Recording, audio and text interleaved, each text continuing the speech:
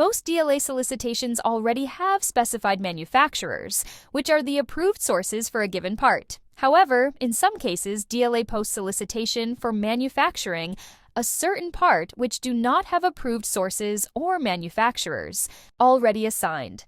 This is great for small manufacturers, as it means you can bid on these RFQs without being the approved source. In this quick tutorial, we'll walk you through how to filter and find RFQs that do not already have specified approved sources or manufacturers, hence are open for other manufacturers to bid and manufacture these parts. To start, go to DLA RFQs and let's add a filter to show us these specific RFQs.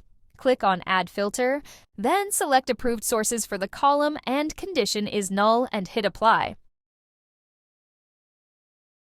System will filter and show the RFQs that do not have approved sources, hence should be open for other manufacturers. To confirm, click on NSN link, then in the pop-up, confirm there are no approved parts listed, then click on DIBBS NSN link. This will take you to DIBBS for this specific NSN, and you can confirm that there are no approved parts listed, and instead, you should see the specs and drawing-related technical info. As you can see, that is indeed the case with this example.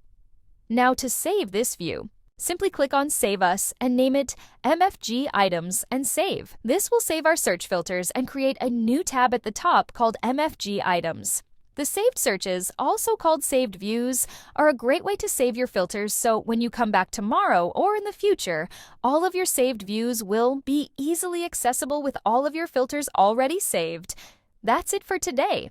Be sure to subscribe to our channel to be notified when we release these tutorials.